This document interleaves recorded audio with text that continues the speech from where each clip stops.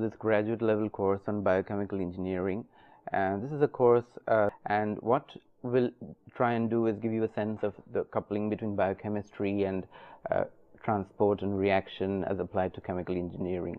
So before I go into the details of today's lecture, what I'll try and do is give you a sense of the overall outline for the course. Let me try and make this larger. So these are some of the things that we're going to cover. For example, basics of biology, overview of biotechnology, diversity in microbial cells, cell constituents, and so on. So essentially, to give you an idea of how cells work, and in the earlier course that we did on transport processes, we had a sense of how cells work and what are the essential ingredients of the cell membrane, and so on. In this course, so what is the major difference between the earlier course and this course is that there we concentrated a little more on the transport phenomena. Here the emphasis is more on reaction engineering aspect of it, but of course you cannot deal with reaction engineering as separated from transport phenomena. So we are going to look at the coupling between the two and the whole series of biochemical reactions that happen, how cells respond to it.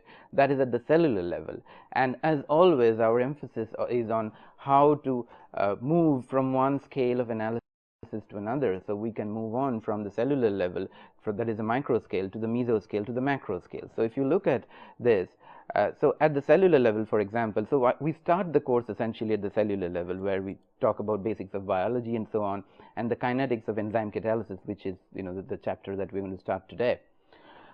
And then we'll look at something like immobilized enzymes, and I'll talk about immobilized enzymes when you come to it a little bit, and talk about metabolic pathways and so on, and microbial growth models. Then we go to a larger scale where we deal with, when we deal with the microbial growth, the larger scale of where you talk about of not just one cell but a cluster of cells and how these cells grow. So now you are moving on from the micro scale, which is the scale of a single cell, to the macro scale, which is the mesoscale, sorry, which is the scale of a cluster of cells and so on.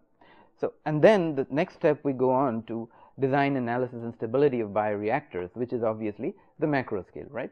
So now we look at not just the reactor design, but when you use these biochemical reactions, when these biochemical reactions happen in the reactor, what kind of dynamics it generates. And these are pretty interesting dynamics and different from the kind of dynamics that you would see elsewhere. When it comes to microbial growth, for example, we'll look at some of the growth models, the stochastic and the continuum models of microbial growth. And why this is important is because when you are doing cell culture in the lab, right? So some of you might be doing that, cell culture in the lab. When you are doing that, it is important that you figure out how cells actually grow, and what we'll learn is we'll do some models of cell growth and try and understand how cells actually grow, and then apply those to the biological reactors or the bioreactors, the chemostats. One of the important things and interesting things actually that we are going to do is kinetics of receptor ligand binding.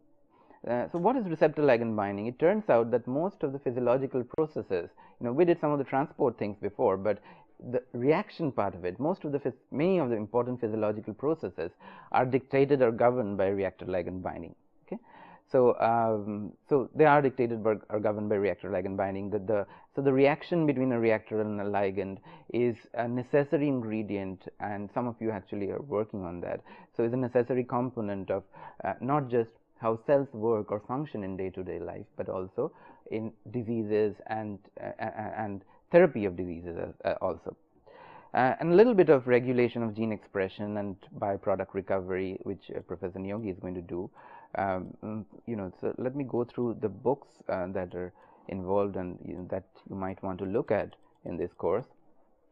So the first book is the most important book, Biochemical Engineering Fundamentals, by J. Bailey and D.F. Wallace. This is one of the most classical books of Can you see that on the screen, or do I need to increase the size? Okay, so this is one of the most classical books of biochemical reaction engineering.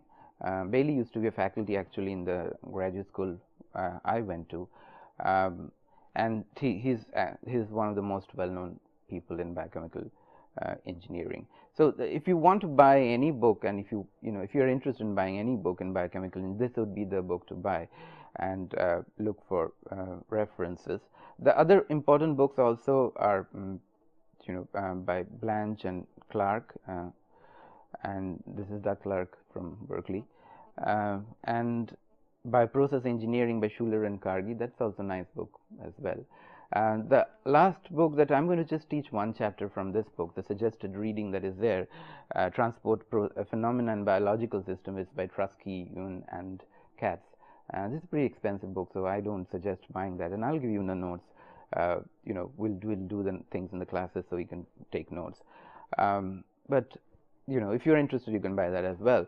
So these are the 4 books, and between these 4 books, everything that we'll do in this class are there between these 4 books. Okay, so let me now give you a sense, because this is a lecture by lecture thing. So let me just give you a sense of some of the lectures that we're going to do. 2 people are teaching this course, so I just want to show you how they're split up. So I'm going to teach the basics of biology and the overview of biotechnology and microbial cells and constituents of them. I'm going to start today with biochemistry and thermodynamics of enzymes, and the next class tomorrow we'll do the kinetics of enzyme catalysis, and followed by regulation of enzyme activity, competitive, non-competitive, and inhibition, and so on. Then we move on to immobilized enzymes and heterogeneous enzyme catalysis. What are immobilized enzymes? Enzymes, to start with, let me give you a very quick wrap on this. Enzymes, to start with, are catalysts, right? These are essentially catalysts that catalyze biochemical reactions. So in chemical engineering or chemical reaction engineering, you have catalysts that catalyze normal chemical reactions. Here they just catalyze the biochemical reaction. So that's a major fundamental difference, hardly any difference. What can you think of? What are immobilized enzymes? What could be immobilized enzymes? Because one of the things, the hint that is there in number 10 is enzyme immobilization and heterogeneous enzyme catalysis. So what can you? Certain reactions, during reaction, enzymes get inhibited. No. Right. So the enzymes that we talk of initially are essentially liquid phase enzymes that are there in the liquid phase, and then they dissolve or are soluble in the liquid, and then they go and the substrate comes to them and they help in reaction and so on. The immobilized enzymes, as the name suggests, and is very straightforward, are enzymes which are not moved, which do not move. So how do you achieve that? What you do is you kind of restrict them to a matrix, and I'll show details of that when we go to that. So we'll kind of restrict them to matrices. Certain matrices, kind of entrap them in certain matrices. And why are these immobilized enzymes important? See, I'll give you a simple example. When you have, for example, indigestion, or you just ate something heavy and you want to get some digestive medicines. So what are these digestive medicines? They are enzymes, right? Be it a gelycol or carmozyme or whatever. These are essentially enzymes which help in the digestion process. So there are 2 kinds of these medicines that you take. Some are liquid medicines and some are tablets, right? So that is an example. So the liquid medicines that you have are normal enzymes in the liquid phase, which go and they work faster a little bit, and tablets are immobilized enzymes. So you have this all kinds of tablets, Pudinara, Gelycol, all kinds of these. So these are essentially immobilized enzymes in a encapsulated form. They take a little bit of time to dissolve into the system and to work, a little bit more than the liquid phase enzymes. But the advantage of these immobilized enzymes are that you can take them along with you, right? Wherever you go, they're mobile. So though they're called immobilized, there's something that you can take them along with you if you want. So we have to understand the kinetics of that, and the coupling between the kinetics and the transport of that, which is a lot more complicated than normal simple enzymes, liquid phase enzymes. Why is that?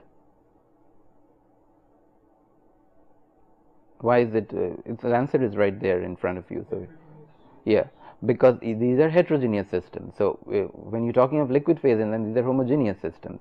whereas when you're talking of solid phase enzymes in immobilized form, these are heterogeneous systems, and therefore you have to understand the heterogeneous catalysis and coupling between heterogeneous catalysis and reaction, which is a little more complicated thing. I'm not sure if you have studied. Have you been taught that in reaction engineering? Probably not. Okay, so we'll go into the details of it a little more, and simultaneous diffusion and reaction and all these things.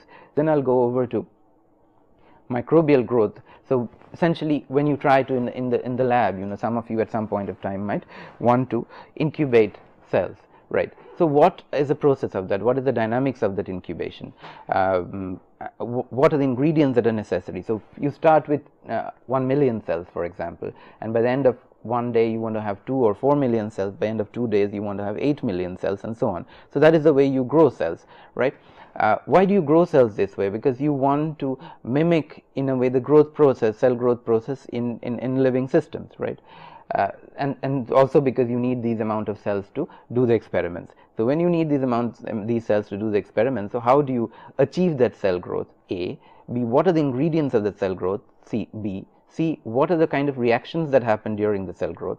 And D. What kind of models you can come up with, both continuum and stochastic, to try and quantify this cell growth. Okay, so these are the aspects that we're going to look at over here. Now, once we have looked at cell growth, now when these cells grow, after these cells grow, or when these cells are growing, both cases, you can engage them in biochemical reactions in reactors. So these reactors, these are called chemostats. Chemostats are nothing but CSTRs, continuous stir tank reactors. So, but in the biological framework, in the biochemical framework, parlance, they are called chemostats. And so we'll try and understand the dynamics of it, the design of it, and some of the pretty interesting things we will do, which you probably have not done in other courses, is the stability analysis of bioreactors. Okay, so and substrate inhibition and multiple steady states and so on. And then, as I said, we'll go on and do enzyme, the receptor ligand binding, which is also a pretty interesting thing, because one particular disease that we are going to concentrate on, we are going to talk about the process itself, but with the example of one particular disease, which is, I'll give you a hint and you have to tell me the name of the disease, which is very common in India. It seems like one of the 50% of the people who are suffering from the disease or something like that are from India. So and it has to do with can you tell me some names first, and then I'll give you some hint? Huh? Tuberculosis? No, 50 not. Not so many people in India suffer. This is a very common disease, and this is more of a middle class disease. People. Huh? What is that? Not diabetes, but you're close. What is the other disease?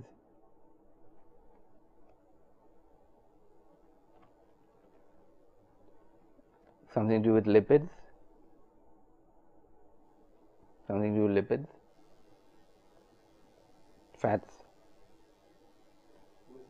Huh? Not obesity, but yes, it is called, the scientific name of the disease is familial hypercholesterolemia. Okay, have you heard of it? Hypercholesterolemia, high cholesterol. You've not heard of this? Yeah. So it's called familial hypercholesterolemia. And why is it called familial hypercholesterolemia? Because the familial part because it's a family thing. So we will try and understand the effect, the effect of gene expression and so on this. So it's familial. So it's transferred from, it's a genetic disease. It's transferred from one generation to another. And hypercholesterolemia, hyper means extra, and cholesterolemia is extra cholesterol. So anyway, I think what we'll do now is let's move on. So this is just wanted to give you a sense of the whole thing, and let's move on to the lectures. So so as I said, that enzymes essentially are proteins, RNAs, or DNAs that catalyze a biological reaction. So the essential function of enzyme is to catalyze a biological reaction, and there's a huge range of enzymes that work in sync with each other in the human body, and without these enzymes, the human body as you know it would not function. So they form a very integral part of the system. And some of you who are working in biological systems, you'll know this. It turns out these enzymes catalyze the rates of biological reactions by 10 to the 4 to 10 to the 12 times. So if there is no catalyst, and if there is catalyst, so the comparison between them, so when you put an enzyme in there, it catalyzes 10 to the 4 or 10 to the 12 times the rate that in the absence of a catalyst.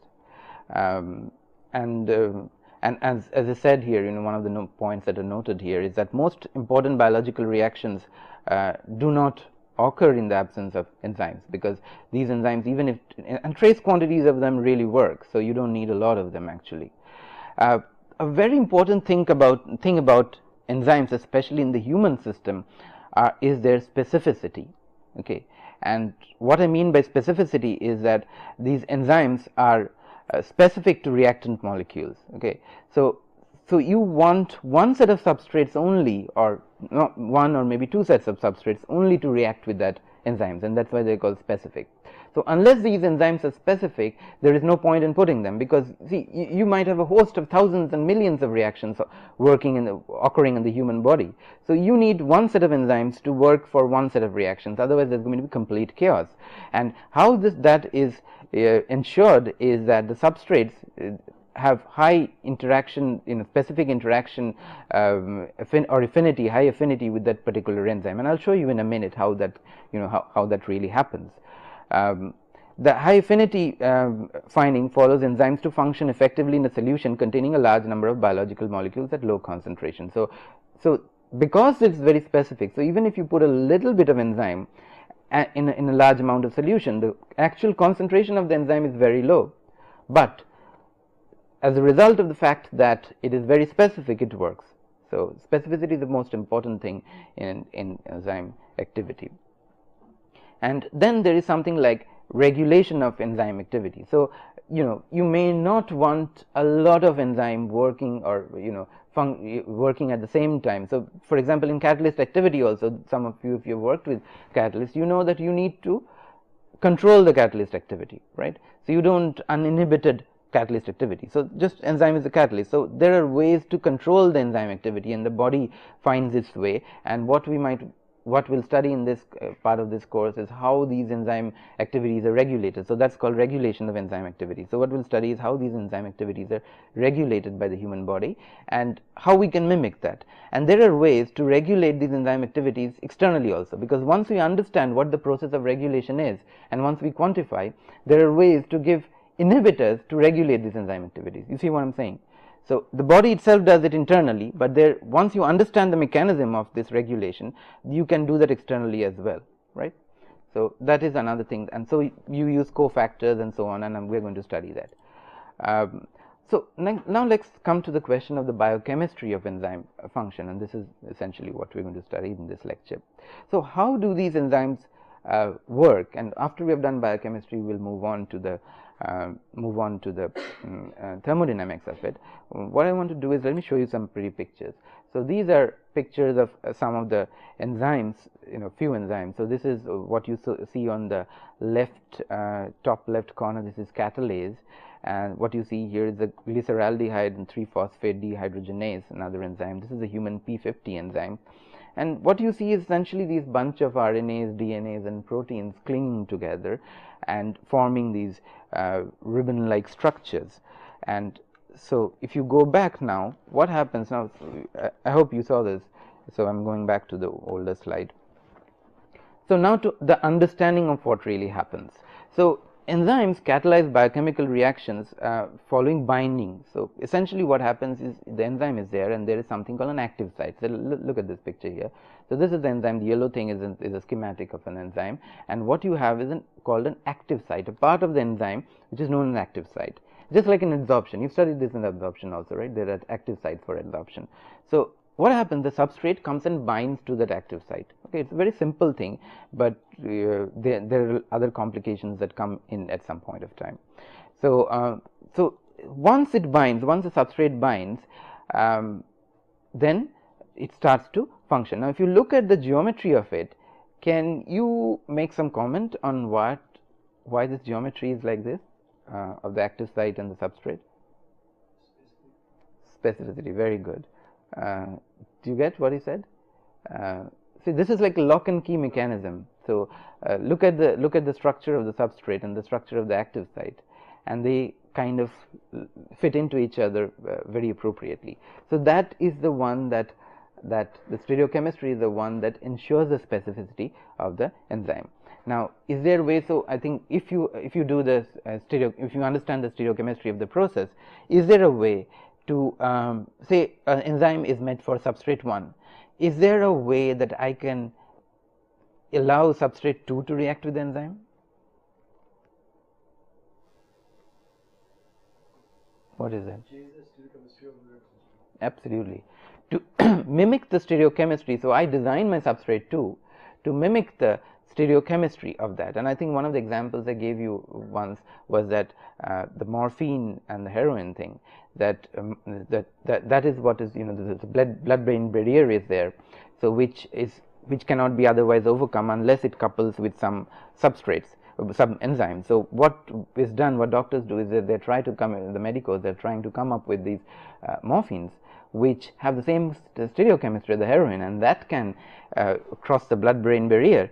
So you allow morphine also to cross the blood-brain barrier by mimicking the stereochemistry of that. So this is one of the things we can do over here. So you have the substrate 1, and if you want substrate 2 out there to bind to that, then you mimic the stereochemistry of substrate 1, make it look like, so it's like coming up with a false key to the lock, and you want to enter the sneak in. So an active site interacts specifically with the substrate, providing appropriate orientation. So this has to do with the stereochemistry of the reacting molecules, and it alters also the electrodynamic environment to make the occurrence of the reaction favorable. Okay, so I'll come to that. When you come to the thermodynamics part, you will understand this a little better, that how it alters the electrodynamic environment to make to facilitate the reaction. And in terms of biochemistry, there are specific amino acid side chains that serve as catalytic agents, facilitating bond breakage and formation of the product. And what we do is, there are several molecular biology techniques such as mutagenesis and so on that are used to determine the specific structure function relationship, and this is pretty important. The reason is that, see, there is a direct relationship between the stereochemistry of the function structure of the enzyme and the function it performs, right? And how an enzyme facilitates a particular reaction is also governed or influenced by its structure. Okay, so and that is why it's very important to understand the structure function relationship. And if you want to, one of the things that are important in human drug preparation and delivery is to come up with some important enzymes which can govern or which can influence biological physiological processes. Okay, so unless we understand the structure function relationship of existing enzymes, so that is what I was trying to say, that if you want to mimic the activity or the function of a particular enzyme that is already existing and come up with something new and innovative, you have to understand the structure function relationship, the very nuanced relationship that is there between structure and function of that enzyme, in order to be able to mimic that, right? And much of modern biology, and some people said that recently that it's well known that this century is going to be probably the century of biology, and if you want to do that, you have to understand the human system or the system that is there in nature very, very well. What I mean by that is that what we have to do is do reverse engineering, okay, which is understand the engineering of the human body or the physiological system in itself, and then try to mimic that. Why is that? Because the human system has gone through 4,600 million years of evolution, so starting from when life started itself. So you cannot have anything better than that. In one lifetime, in 100 years, 50 years or 100 years of industrial age, we cannot better that. So the best thing we can do is try and understand the way the physiological system or a human system works, and then mimic it. So that is the reason we need to understand the structure function relationship. That is not something we're actually essentially going to do in this course, but I want to stress the importance of it to you, so that if at any point of time you're interested, you can go and study that. So some of these, for example, why these structures are like this, where are the active sites, and what essentially happens when you go into the biochemistry. These are things that are beyond the purview of this course. This is more an engineering course, but at any point of time, if this is good enough to induce your interest in it, so you might want to take some other course on this, and there are some in the chemistry department. Okay, now let's, in the next part of this, let's talk about the thermodynamics of enzymes. Okay, so I would have liked you to participate on this a little bit, but anyway, so it's out there in front of you, and there are not too many questions I can ask once I've shown you the slides.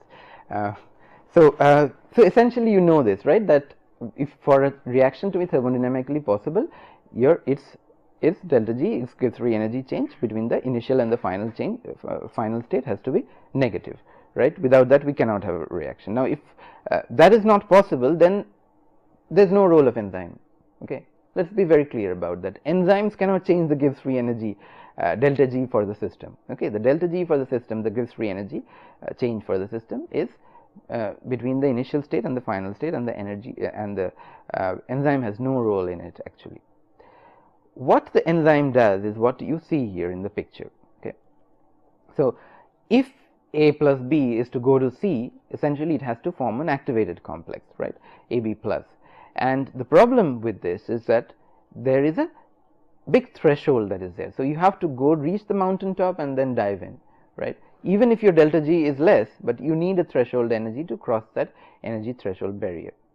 Okay, what the enzyme does, and now we will show that, maybe if not in today's class we can show a little bit, but very soon, in the following classes we'll do that. What the enzyme does is essentially create a different complex. So A and B together form a complex AB plus, an activated complex AB plus, which has a certain activation energy. So this is your activation energy. What the enzyme manages to do, it binds to the active sites of the substrate, or the substrate rather binds to the active site of the enzyme, and it forms a different complex, which in this case is written as AEB plus, E being the enzyme. And this complex has a much lower threshold energy or barrier to be jumped across to go to C. So that essentially is the thermodynamics of enzymes. So so it turns out that, however, even for reactions with small delta G, they are often limited by the energy barrier, and you cannot perform these reactions without catalysts. So there are two kinds of things, and I mentioned this in the first slide itself. There are two kinds of possibilities. One is the reaction occurs without the enzyme, and you use the enzyme to catalyze it, to hasten it, or to accelerate it. There is another possibility where the reaction doesn't occur at all with the enzyme. Okay, why is that? Thermodynamically it might look okay, but the point is that the delta G could still be negative for that reaction. So the reaction delta G, what does delta G negative tell you? Delta G negative doesn't tell you that the reaction is going to occur. What it tells you is that the possibility of the reaction to occur, that it is possible for the reaction to occur. If you look carefully and go back to your thermodynamics book, that's what you will find. It doesn't say that the reaction is actually going to occur. So it just ensures that the possibility that it's feasible to conduct this reaction. Now there are plenty of reactions where the delta G could be negative, but the threshold, the initial threshold from the initial state to the complex is so high that the reaction does not occur. Okay, unless you put in an enzyme. So that is a very important thing, and many biochemical reactions are like that. So enzymes, how to do it, and as I said, this is just a summary. What is written here is just a summary of that. So enzymes provide an alternate reaction pathway that produce an activated state of the reactants with lower energy barrier. As a result, the rate of reaction is increased significantly, but the overall change in the energy between the reactants and products remain the same. Right? Is that clear? Is there any question on this at this point? Okay. So we'll start a little bit and do a little bit of the kinetics of enzymes. So essentially, if you have a reaction like S going to P, S being the substrate and P being the product, right? So without an enzyme, the reaction is very straightforward. We're just looking at a simple reaction. The reaction is very straightforward. It is S going to P, reversible. By the way, let me ask you this question at this point. So if it were not a reversible reaction, S going to P, if we put a reversible sign there, what does it mean? If I just put S going to P as a irreversible, just one-sided arrow, what does it mean?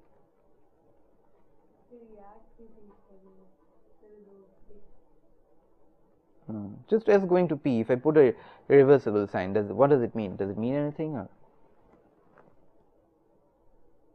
Forward rate of reaction is That's right. Very high what? backward rate of reaction is very good. Right. So if you put an irreversible sign, what it means, it doesn't mean that the reaction is irreversible. It only means that the forward rate of reaction is very, very high as compared to backward rate of reaction. See, there are no reactions which are completely irreversible. When we put, this is something that you probably have not learned. When you put an irreversible reaction, you tend to think that the reaction is irreversible. That's not true. There are no reactions which are completely irreversible. Okay. When you put a forward rate of reaction, it means that the forward rate of reaction, when you put a one-sided arrow, it means that the forward rate of reaction is very, very high as compared to the backward reaction, and that's why it appears in most all practical cases, with or without catalyst, it appears to be irreversible. Okay. So here when you come to, so this is E is enzyme, S is a substrate, excuse me, P is the product and product. And what happens is that then the substrate, let's go back to this. So the substrate goes and binds to the active site of the enzyme, and then you have the activated state. Okay, here A. So if you have A plus B together, so what happens is there are two substrates that are there, and the enzymes go and bind with them. So there could be a substrate here, and there could be another substrate on the other side, and the enzyme kind of fits into the active sites of both of them together and forms this complex AEB, which then later dissociates to give you a product and your enzyme. So the enzyme being a catalyst, this is very straightforward, but it's an important fact to note because people make mistakes sometimes, that enzymes being a catalyst, it's not consumed in the reaction, right? It just accelerates the reaction, but it's not consumed in the reaction, and it affects the rate of reaction, but it does not have any effect on the equilibrium. Now, if I ask you, for example, two things that we do in what is one of the major difference between, say, thermodynamics of this is thermodynamics, right? The thermodynamics of reaction and the kinetics of reaction. Thermodynamics talks about feasibility, Feasibility, and its feasibility, of course, but apart from feasibility, what else?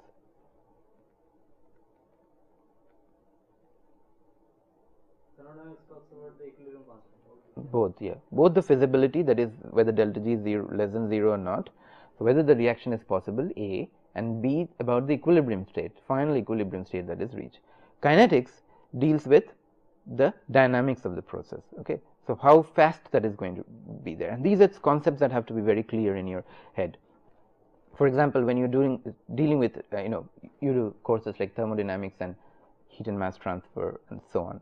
So what again, what is the difference between thermodynamics when you do it the way you do and heat and mass transfer? The same difference. That is, in thermodynamics, you are talking of the equilibrium state. You're talking of the final state that is being attained, whereas all kinds of transport processes that you do, heat, mass, momentum transfer, are about the process, about the dynamics of the process. Okay, so thermodynamics time is not a variable. Okay, the variable that is discounted in thermodynamics is time. Time is not a variable in thermodynamics, or in other processes, thermodynamics time is a variable. So even here, when we talk about kinetics, time is a variable, and you have to talk about the dynamics of the process, and you have to find out how the rate of reaction is increased or decreased by enzymes. Because see, at the end of the day, why are we using these enzymes? A, to decrease the threshold, okay, so that the reaction actually occurs, and B, also to accelerate the reaction. So these are two different issues, and in order to understand how it accelerates the reaction, you have to look at the dynamics of the process. So that is what we are going to do. I'm not sure you can finish this today, but let me start with it at least for the next 5-10 minutes. Okay, the class is till 9:25, right? Yeah. So so the kinetics that is used, and I don't want to rush you through this, but just give you a sense of it, is known as Michaelis-Menten kinetics, and I'll talk about this a little bit. These were discovered by two gentlemen, Michaelis and Menten, separately, I think in the early part of the 20th century, some early part of the 20th century. I can give you the number in the next class. It's in the book, Bailey's book also. So so what is important, this is the most used kinetics, and they became really popular people because this turned out to be the most used kinetics in most of reactions. The reason is that if you look at this kinetics, can you comment on see equation 1 that you have over here? This gives the rate of reaction. Okay, so these are for most enzymes. What it says, for most enzymes involving single substrates, experiment shows that the rate of consumption of the substrate is given by Rs is Rmax Cs over Km plus Cs. What is Cs? Cs is the concentration of the substrate. Km is a known as the Michaelis constant or Michaelis-Menten constant, and Km is the value of Cs when Rs equals half of Rmax. Rmax is the maximum reaction rate that it is going to attain. Okay, can you comment on the nature of this? If I am to plot Rs versus Cs, that is the reaction rate versus concentration, that is how you figure out what the rate order of the reaction rate, right? So if you have a first order reaction, it's the straight line. If you have a second order, it's quadratic, and so on. So can you comment on the nature of this?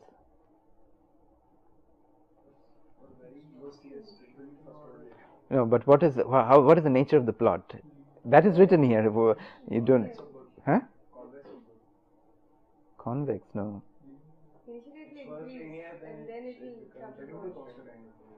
Initially linear. Okay, so that is written there also. So I'm coming to this. Okay, let's look at, so whenever you are trying to understand or quantify something complicated, the engineering strategies, and you can hammer down to your head.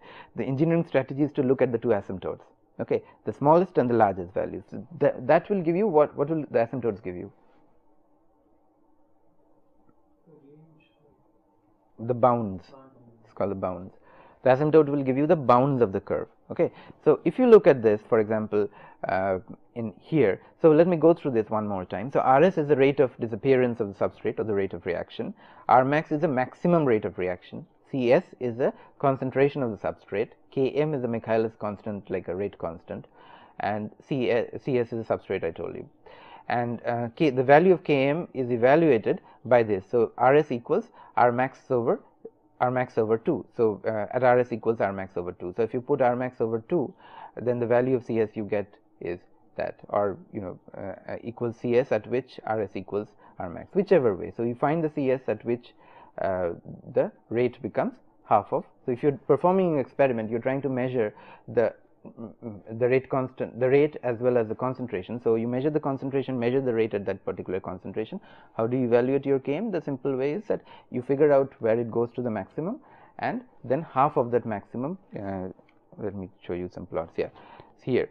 So this is how the plot looks like, and so this is your Rmax. So you figure out that when this is Rmax is say 22 or something, then at what value of Cs, okay, at what value of Cs the reaction rate is half of the maximum. That is your Km.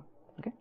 Now, okay, so here we are. So these are the two asymptotes of the problem. This asymptote and this asymptote, and the two asymptotes. Let's go back to the two asymptotes and try and understand that. So for Cs much less than Km here, if you look at equation 1, for Cs much less than Km, what happens is Cs goes away from the denominator, but it stays in the numerator. Okay, so Rs is given by as Rmax Cs over Km. Fine. So this looks like a first order reaction, right? So as a result, obviously it's linear. So if you look at the plot here, so look at this. So in the small range, Cs being very small, it looks like a first order reaction. It's a linear curve. Okay. What about this? In the other range, that is Cs much greater than Km. So Km goes away from the denominator, Cs remains, Cs in the numerator as well. So you get Rs equals Rmax. Fine. So this is a zeroth order reaction. So the two bounds of the whole reaction is zeroth order and first order. Okay, which means that what is the order of the reaction? Fractional order. Okay, the order of the reaction. So it's bounded by the zeroth and the first order, and so this is how the curve looks like. Okay, and what we will do is we have just a couple of minutes, I think, because at this point I am not going to the analysis today. What we will do is we will resume with the analysis tomorrow. So I just give you a few minutes. If you have some questions on the whole thing, you can ask me.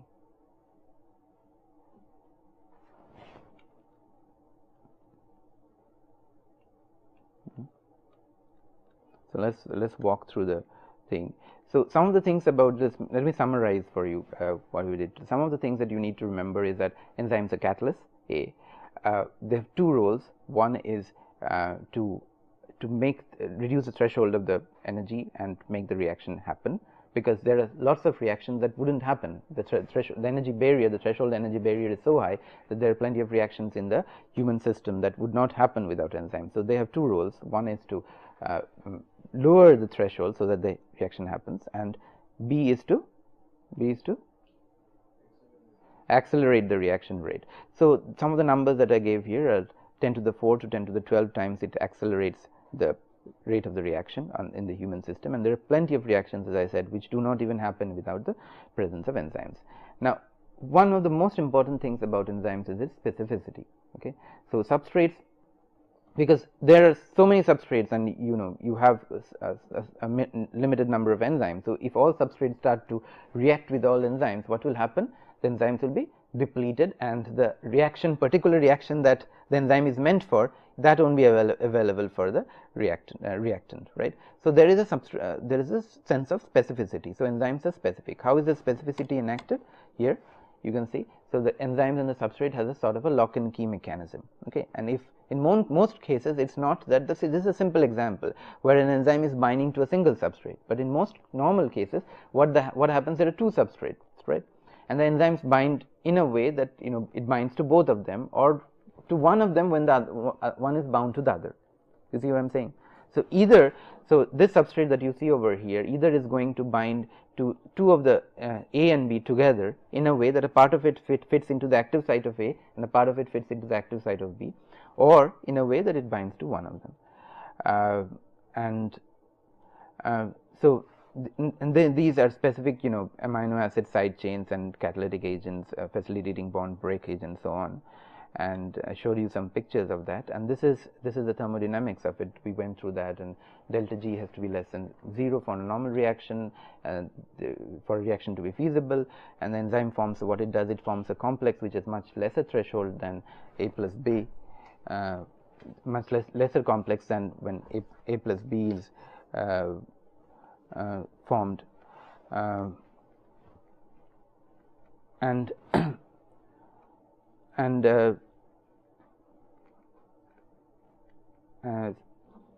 and then we went to the kinetics of it. Just a second. So is there, I think some of you would have to leave because you have classes. So can you, if there are any questions, let me address them at this point of time, and then there will be some other things I can talk about.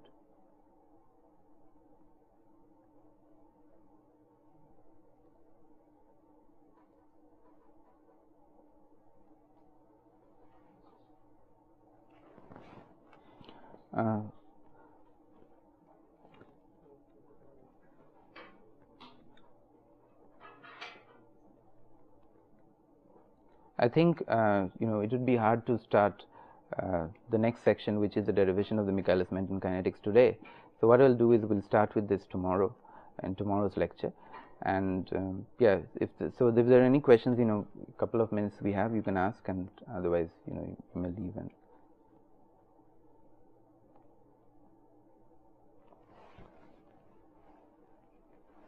okay.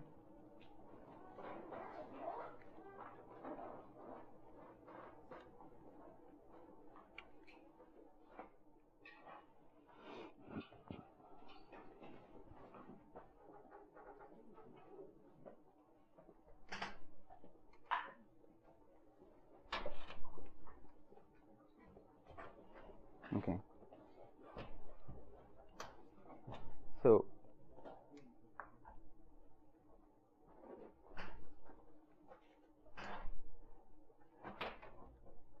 So what I'll try to do is try and summarize one more time what we had been trying to do today, which is that enzymes are essentially biological catalysts that do two things. One is they lower the threshold energy, and so that a reaction can occur. And if I go back to this slide, as I said, that if you have a reaction of A plus B going to C, the reaction has to go through through an activated complex AB plus, and a threshold energy is needed to cross the activation energy barrier, and if that complex that is formed is A plus B, and product that is formed is C from there. But there are many reactions where this energy barrier cannot be overcome, and what the enzyme allows us to do, it allows us to form this complex AEB plus, where E is the enzyme, A and B being the two reactants, and which has a much lower activation energy barrier, which could be crossed easily. The delta G remains the same of the whole process. It has to be negative. So that's one thing, and the other thing is that, you know, in the process it accelerates the rate of the reaction. So essentially it provides an alternate pathway that produces this different activated state, and as a result of that the rate of reaction is increased significantly, but overall changes are not there in the energy and the both in the energy and in the products that are formed. So as one can understand from this very clearly, the enzymes do not take part in the reaction. So if you look at the kinetics, the basic kinetics of the enzyme, what happens is that the enzyme E reacts with the substrate to form product P, and the enzyme E is again re-released, which means that it doesn't take part in the reaction. So when you're looking at the reaction overall, the enzyme E does not take part in the reaction. But in the next few lectures we will show that how what are the steps that happen in between these E plus S giving P plus E. There is a whole, you know, whole network of steps that happen, and we will try and expand on that and try to show how the enzymes actually participate in the reaction, but the net effect is that it doesn't looks like it doesn't participate. So it accelerates the reaction, but it's not consumed in the reaction, and it affects the rate of reaction, but it does not alter the equilibrium. The reason for that, equilibrium is guided by the thermodynamics and the delta G of the process, which remains the same with or without enzyme. What enzyme does, it changes the dynamics of the process, okay, and it lowers the activation barrier. So you know, so final wrap up on today would be that what is the kinetics that enzyme follows? The kinetics that enzyme follows is known as Michaelis-Menten kinetics. It's a very well-known kinetics, and what it does, the kinetics says, is that the rate of reaction, so when this reaction between of E plus S giving P is there, what is the rate at which S is being produced? That rate depends, of course, on CS, but if it were in the absence of an enzyme, for example, it would be a first order in S, or it could even be a second order in S, but the way this reaction is written over here, it would have been a first order reaction in S, right? But as it turns out that when you have the enzyme, the kinetics of the process is altered, and what you have is known as the Michaelis-Menten kinetics. It is not a first order or a second order or a zeroth order or any kind of that. And the expression for the Michaelis-Menten kinetics, and I'll do a summary of that,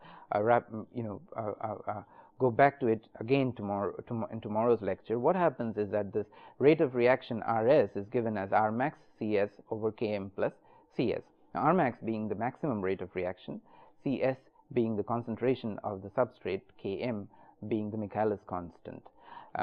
The reason, I mean, this is so popular and so important is that it turns out many of the biological processes that are catalyzed by enzymes follow this reaction kinetics, and Km is known as the Michaelis constant, which is the way it's evaluated is that we keep measuring. So this is a plot, for example, of Rs versus Cs, and we keep measuring the values of the rate at different values of concentration. And when the value of the rate reaches a maximum, it saturates out. So this is how the graph looks like. So at very low values of Cs, the plot has a linear nature. And if I go back to this, at very small values of Cs, if I put this back into equation 1, what I find is that, so Cs I can neglect in the denominator, whereas Cs stays in the numerator. And if I go back, if I use this on equation 1, what I find is Rs turns out to be R max Cs over Km, and this is a first order reaction because Rs varies directly with Cs. Okay. Now at very large values of Km, Cs is much larger than Km. Okay. at very small values of Km, sorry. Cs is much larger than Km, as a result of which Km is goes away from the denominator, Cs stays in the denominator, and Rs is R max Cs over Cs. So Cs cancels out, and you have Rs equals R max. Okay. So this turns out to be a 0th order reaction. Now, when this is 0th order reaction, what this means is, what does a 0th order reaction mean? It means that the concentration is independent of the reaction rate is independent of the concentration. Okay. So as a result of that, R max is just a straight line parallel to the x-axis. So these two give me the two bounds for the reaction order. So at small concentrations of Cs, the reaction order is first and it's linear. At very large concentrations, the reaction order is 0th and it's parallel to the x-axis. So for all concentrations in between these two, the reaction order is going to be in between the 0th and the first order. So the Michaelis-Menten essentially, so if we are to evaluate the order of a reaction, so the Michaelis-Menten turns out to be an reaction of order between 0 and 1. So as compared to if the enzyme was reacting directly, it would be a first order reaction. So I think we'll stop here today at this point, and we can continue with the kinetics of the process. More detailed analysis of the kinetics of the process, which is the analysis of the Michaelis-Menten kinetics, and I will kind of come back to the Michaelis-Menten to start with. So because this is a very important thing and we need to understand this very clearly, the way the kinetic looks and what is its role before we go and analyze this a little further. So we'll do this in the next class. So I think I'll stop here. And so what we have essentially studied is we have understood what enzymes are, we have defined enzymes, understood their function and specificity. We have understood the biochemistry a little bit and how the substrates go and bind to the active sites of the enzyme. We have looked at structures of enzymes, of a few enzymes. The human P50 enzyme is on your right, the catalase, and the glyceraldehyde 3-phosphate dehydrogenase enzyme is there also, and those things. And then we've looked at the thermodynamics of enzyme and how it works, and looked at the basic kinetics and the Michaelis-Menten kinetics of enzyme, and how what is the relationship between the rate and the concentration. So we'll stop here and we'll continue with the details of the Michaelis-Menten kinetics in the next class. Thank you.